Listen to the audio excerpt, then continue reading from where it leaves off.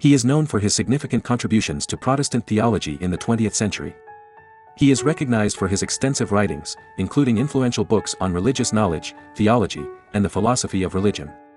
His name is Emil Brunner. In the quiet Swiss village of Winterthur, on December 23, 1889, Emil Brunner was born into a world that would soon be shaped by his remarkable contributions to theology. Growing up immersed in the intellectual environment fostered by his family, Brunner's hunger for knowledge and understanding was ignited at a young age.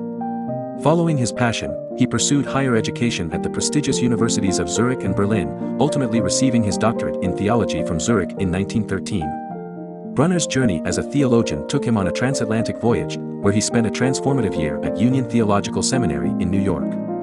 His experiences abroad enriched his understanding of religious knowledge and inspired him to critically examine the prevailing theological ideologies of his time.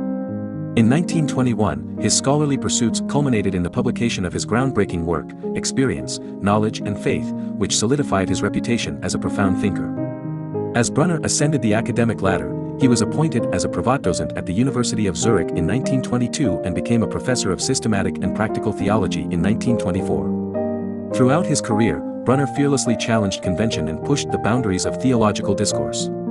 His influential writings, including Mysticism and the Word, God and Man, and The Divine Imperative, sparked dialogues that resonated far beyond the walls of academia.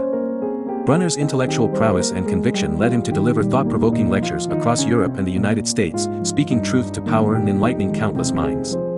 Brunner's impact extended beyond scholarly circles, as he actively participated in ecumenical movements and worked tirelessly for the betterment of humanity.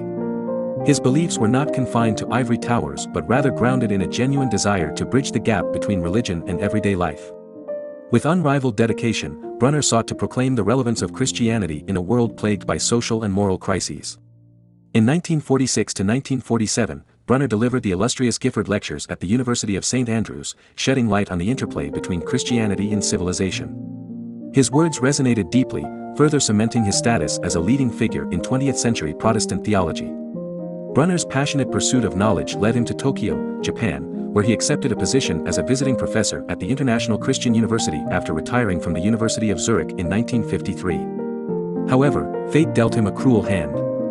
As he embarked on a journey back to Europe, a cerebral hemorrhage struck, leaving him physically and mentally compromised. Despite the immense challenges he faced, Brunner's indomitable spirit remained steadfast until his passing on April 6, 1966, in Zurich.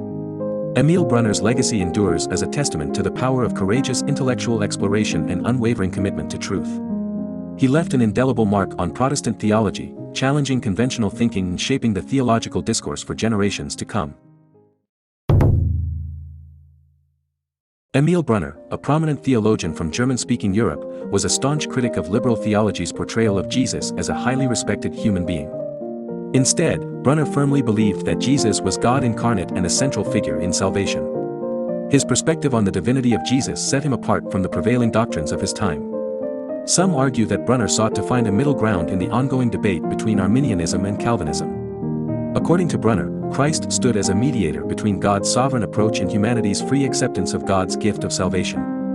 However, it is important to note that Brunner's viewpoint was a fusion of Lutheran and Reformed perspectives, with a prominent emphasis on the Lutheran understanding of single predestination. Brunner and his fellow theologians in the Neo-Orthodox movement staunchly rejected any notion of human cooperation with God in the act of salvation. They firmly embraced the teachings of Augustine of Hippo, particularly as elucidated by Martin Luther. Pelagian concepts of humanist Christianity, which emphasized human cooperation, were categorically rejected by Brunner and his compatriots. While Brunner emphasized the centrality of Christ, he faced opposition from evangelical and fundamentalist theologians, mainly from America and Great Britain. These scholars often dismissed Brunner's teachings, including his skepticism towards certain miraculous elements in the scriptures and his questioning of the doctrine of plenary verbal inspiration of the Bible. Many conservative theologians perceived Neo-Orthodox theology as a more moderate form of liberalism, and therefore, rejected its claims as a legitimate expression of the Protestant tradition. Emil Brunner's theology challenged the prevailing theological landscape of his time. His unwavering belief in the divinity of Jesus and his rejection of human cooperation in salvation distinguished him as a prominent figure in the Neo-Orthodox movement. While his views were met with both support and opposition, his contributions remain significant in shaping our understanding of theology and its implications for daily life.